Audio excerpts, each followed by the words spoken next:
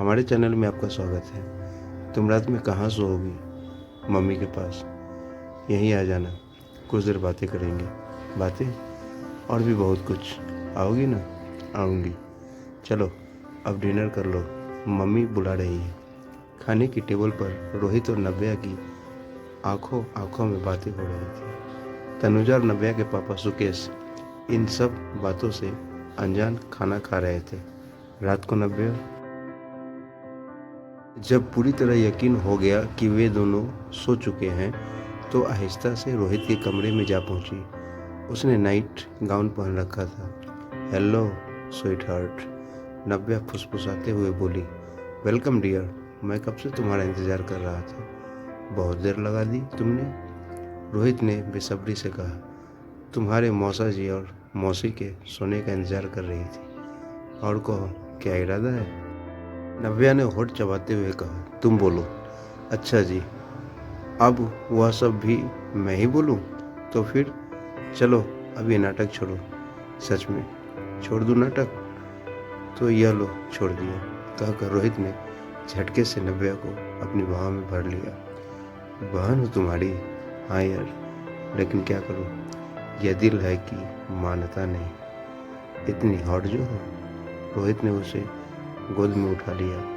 फिर शुरू हो गया हवस का गंदा खेल। रोहित और नव्या दोनों ने ही रिश्ते को दरकिनार कर जिस्मानी रिश्ते बना लिए।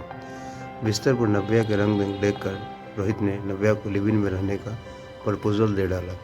नव्या ने सोचा यह एक्सपीरियंस लेने में क्या जाता है। रोहित अच्छा कमाता है, कोई बुराई भी नहीं है। अगर उसके साथ लिव इन में रहूं तो मम्मी पापा के बंधन से भी छुटकारा पा जाऊंगी और सेक्स भी एंजॉय कर सकूंगी।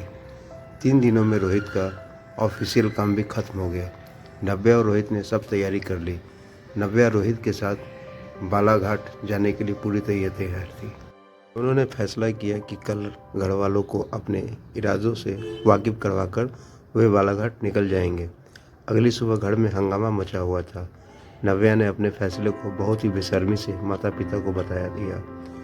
कुछ तो शर्म करो, हम दुनिया और समाज को क्या जवाब देंगे? क्या कहूँगी तेरी मौसी से? कुछ तो सोच। और तेरी उम्र तो देख, अभी तो पढ़ने लिखने के दिन है। तनुजा भरी आंखों से बोली। मम्मी, अब इन सब बातों का कोई मतलब नहीं है। मेरा फैसला नहीं बदलने वाला। और फिर यह मेरी ज़िंदगी है, मुझे पूरा हक है कि इसे मैं कैसे जीऊँ। मैं रोहित के साथ बालाघाट जा रही हूँ, वहीं उसकी पोस्टिंग है। अपने माँ बाप को यह बता देगा। नव्या ने तुनक कर कहा और कमरे में चली गई। तनुजा अब कोई फ़ायदा नहीं इसे समझाने का, बालिग हो चुकी है वह और इसी बात का फ़ायदा उठा रही है। उसके कदम भाग चुके हैं। क्या पता बात कहाँ तक बढ़ चुकी है। हम तुम तो शायद वहाँ तक सोच भी न सके, क्योंकि जिस बुलंदी से नव्या ने यह बात बताया है उससे तो लगता है कि इन दोनों की जिस्मानी। तनुजा के पति हताश स्वर में बोले। क्या यही दिन देखना बाकी था? हम तो किसी को मुंह दिखाने लायक नहीं रहे। क्या इसी दिन के लिए नाजुक से पाला था इसको? इतनी आज़ादी दी थी?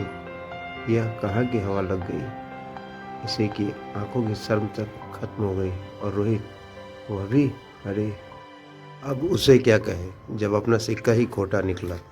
तनुजा लगातार रोते हुए बोली।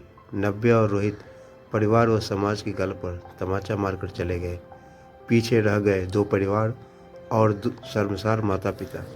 सेक्स और अय्याशी की चाहत में बच्चों ने घर वालों को एक ऐसा नासूर दे दिया जो हर पल कसकता रहेगा।